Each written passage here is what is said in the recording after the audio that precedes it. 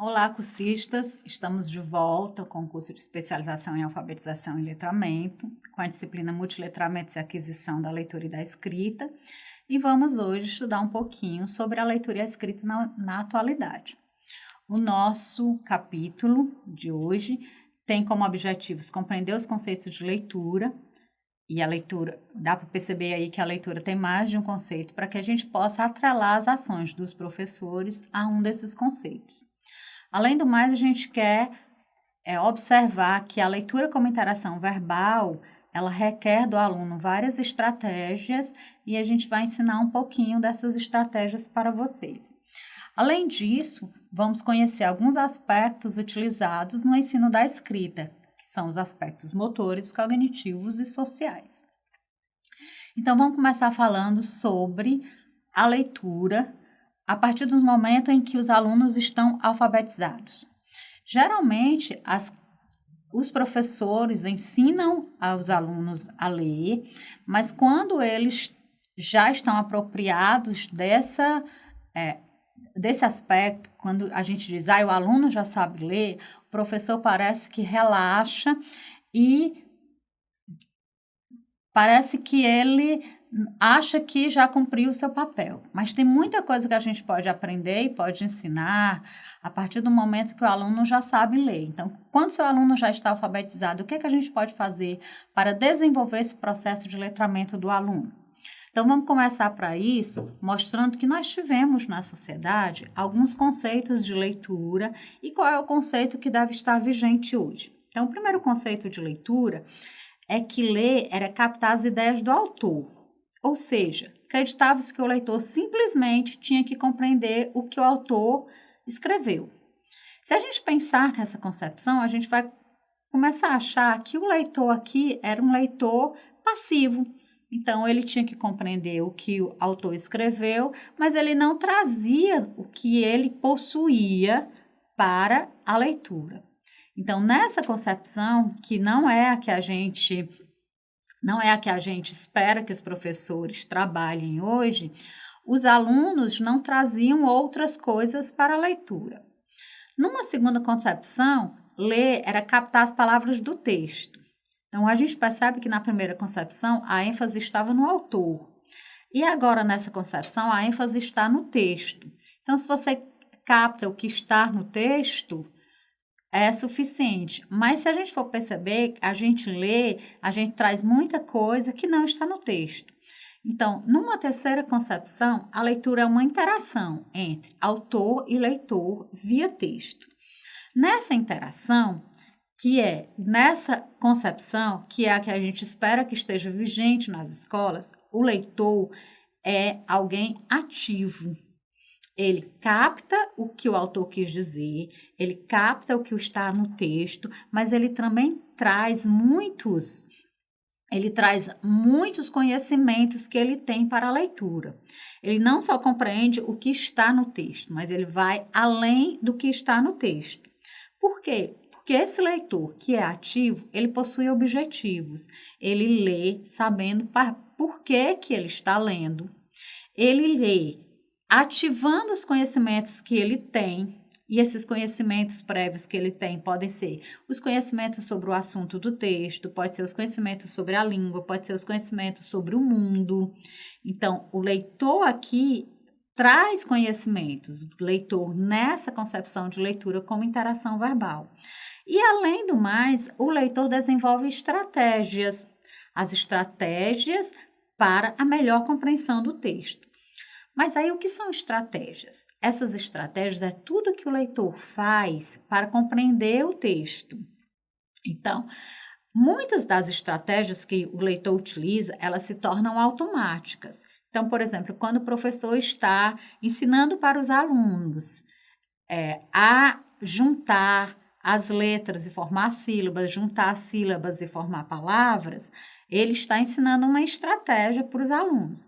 Mas depois que eles compreendem isso, depois que eles passam a decodificar, eles passam a perceber que isso ficou muito automático. Essa estratégia é tão automática que a gente nem pensa mais nela, que a gente junta letras, junta sílabas, junta as palavras e forma as frases para compreender, e junta as frases para compreender textos. Então, é uma estratégia que já ficou automática. Mas tem outras estratégias que não são tão automáticas. E a proporção que o leitor vai lendo, ele vai percebendo que pode fazer algumas ações para ler, compreender melhor os textos. Então, vamos começar a falar de algumas estratégias vendo o seguinte exemplo. Nós temos uma história em quadrinhos. Essa história em quadrinhos, nós temos 2 quadrinhos aí. E no primeiro quadrinho, tem uma garota andando de bicicleta e aí ela diz, olha, Joãozinho, sem as mãos. Então, ela tira as mãos do guidão da bicicleta e vai andar e chama a atenção do menino. E continua andando sem tocar as mãos na bicicleta. No segundo quadrinho, a gente percebe que aconteceu alguma coisa pelas onomatopeias, que são os crash, blaf, pof, mas a gente não sabe exatamente o que aconteceu. E o que a gente faz aqui? A gente não sabe, mas a gente prevê o que está acontecendo. Então, a nossa previsão acontece, aqui está num texto imagético, num texto visual, mas ela acontece também no texto escrito. Por exemplo, quando a gente lê o texto, o gato bebe leite. O que a gente faz? A gente lê, o gato bebe, e na maioria das vezes o nosso olho não encosta na palavra leite, não vê a palavra leite, ou vê somente as primeiras letras, porque já está no nosso conhecimento prévio que gatos bebem leite. Então, quando a gente diz lê, bebe, a gente já vê que vem algo líquido e já vê que vem algo que o gato gosta. Então, quando a gente lê, quando a gente olha a primeira letra ou a primeira sílaba, a gente já prevê o que vem a seguir. Isso, a previsão, é uma estratégia de bons leitores. Os bons leitores, eles não olham todas as letras do texto. Eles fazem previsão para que o texto fique mais rápido. E essa rapidez na leitura, ela é importante para que os alunos consigam compreender melhor, para que facilite a memória deles. Então, voltando à nossa imagem, então a gente percebe que aconteceu alguma coisa e a gente prevê o quê? Que a Jojo, que estava andando sem as mãos, ela caiu, apesar de nós não vermos o que aconteceu. Vamos então ao terceiro quadrinho, que é essa próxima imagem. Na próxima imagem, a gente já vê a Jojo toda machucada no chão, a gente já vê o Joãozinho chegando e atormentado porque está tudo esbagaçado. E ele diz, poxa, se quebrou todinha, que dó. Então, aqui a nossa previsão foi confirmada. Então, a gente previu que houve um acidente e o terceiro quadrinho nos mostra esse acidente. E aí, quando ele diz, poxa, se quebrou todinha, que dó, a gente vai começar a prever uma outra ação do garoto. O garoto vai agora tentar, o que a gente imagina é que o garoto vai agora tentar ajudar a Jojozinha, que está toda machucada. Então, vamos ver se a nossa previsão se confirma no próximo quadrinho?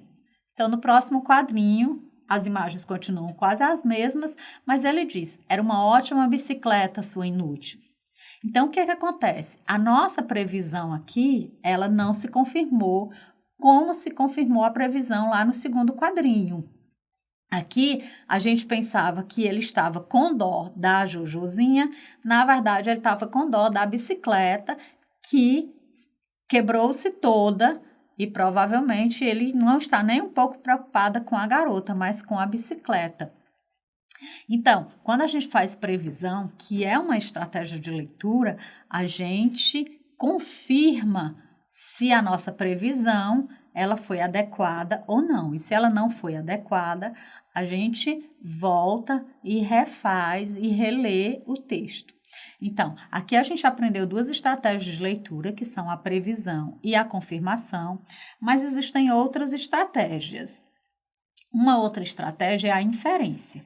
O que é a inferência? A inferência é quando você capta algumas coisas que não estão no texto, mas que o texto dá pistas para você compreender. Então, na previsão, que nós vimos há pouco, você prevê o que está no texto. Na inferência, você tenta adivinhar o que não está no texto. Você tenta compreender o texto com base naquilo que você já sabe, com os conhecimentos que você tem, mas que não está no texto. Então, vamos ler aqui um pequeno texto intitulado Infância Perdida. Eu vou ler o texto e a gente vai tentar fazer algumas inferências. Sua vidinha era fácil, não. Enquanto outras da sua idade faziam tarefas escolares, passeavam no shopping, desfilavam mochilas da Barbie, brincavam no parque e dormiam cedo, ela brincava na rua, altas horas, com seu uniforme diário. Micro sainha, meia calça furada, saltos altos carcomidos e a bolsinha vermelha. Fora engolido pela boca escancarada do sistema. Então, esse texto, ele traz para a gente algumas informações que a gente vai observando com base no conhecimento de mundo que a gente tem. Ele faz a comparação de crianças que passeiam no shopping e outras crianças que estão fazendo outras coisas, de uma menina, uma criança que dormia tarde, ficava na rua até tarde, usava uma mini saia, meia calça furada, usava saltos altos e usava bolsinha vermelha. Com base nesses conhecimentos que o autor nos proporcionou, a gente consegue inferir, apesar de ele não ter nos mostrado, nos dito isso, mas a gente infere que essa criança é uma garota de programa que está nas ruas altas horas da noite fazendo programas. Ou seja, o texto não traz essa informação, mas com base nos conhecimentos que nós temos, da roupa que ela usava, do fato de ela estar altas horas nas ruas, e pela última frase que ele diz, for engolida pela boca escancarada do sistema, a gente percebe que o texto fala de uma garota de programa, que teve que, na infância, já buscar dinheiro da forma que ela achava, na forma que ela encontrou, para provavelmente se sustentar ou sustentar alguém. Então, o texto não está dito isso, mas nós podemos fazer essa inferência. Então, a inferência é uma outra estratégia de leitura muito utilizada em que os alunos, em que os professores podem ensinar os alunos a fazer as inferências. Mas outras estratégias também podem ser utilizadas, podem ser ensinadas aos alunos. Que estratégias podem ser essas? Os alunos podem identificar as ideias principais do texto, os alunos podem circular palavras-chave do texto, os alunos podem estabelecer os objetivos da leitura, eles podem reler um trecho se ele perceber que não entendeu, eles podem fazer anotações nas margens, eles podem buscar o significado de palavras desconhecidas. Tudo isso são estratégias que podem ser ensinadas aos alunos para que eles tenham um bom desempenho no texto. Bom, e agora vamos falar um pouco de escrita. Por que a escola tem mais dificuldade de ensinar a escrever? Então, ensinar a ler talvez seja mais fácil, ensinar a escrever talvez seja mais difícil. Então, a gente sabe que escrever não é só tirar as ideias da cabeça e colocar no papel. Quantas vezes a gente não teve cheio de ideias na cabeça e quis escrever e não conseguiu escrever? Então, a escrita é um processo que não é fácil, mas que deve também ser ensinado na escola. Para ensinar a escrita na escola, os professores têm que considerar aspectos motores, aspectos cognitivos e aspectos sociais. Com relação aos aspectos motores da escrita, eu estou me referindo às crianças muito pequenas que começam a fazer os traços da escrita. Então, esses são os aspectos motores. E esses aspectos motores, eles começam a ser ensinados lá na educação infantil.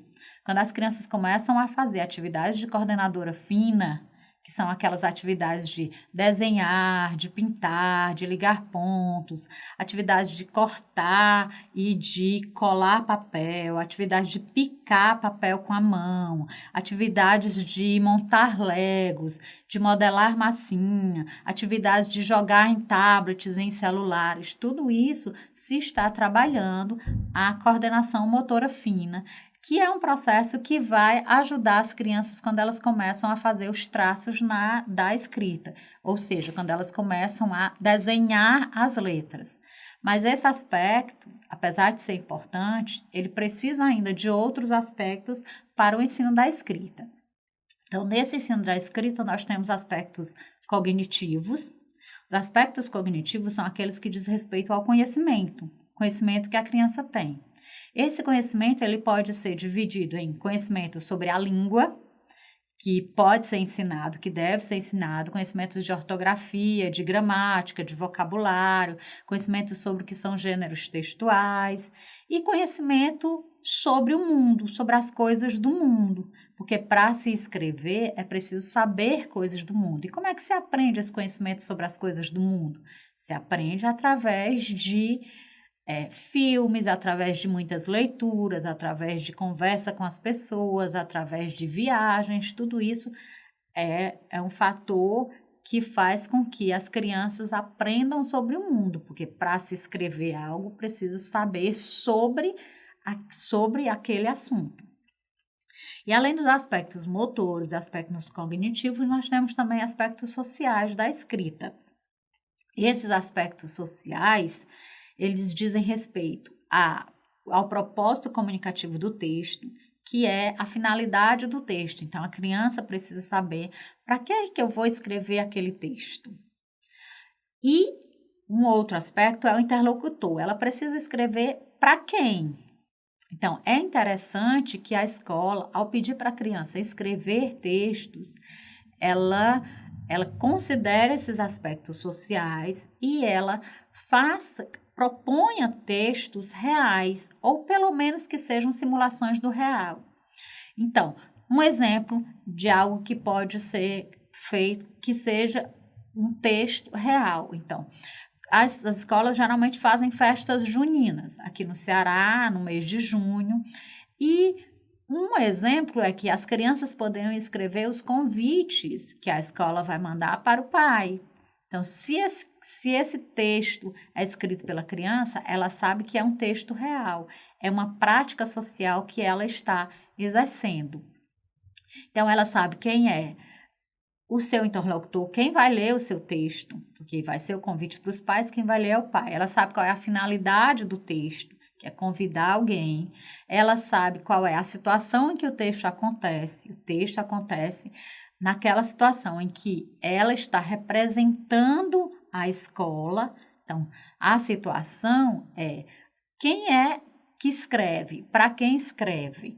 E aí, sabendo da situação e por que escreve. Então, sabendo da situação, a criança vai saber que linguagem utilizar, certo? Como utilizar essa linguagem. Então, é isso. Espero que vocês tenham gostado de um pouquinho que eu pude passar para vocês sobre a leitura e a escrita, o ensino da leitura e da escrita. Bom estudo para vocês.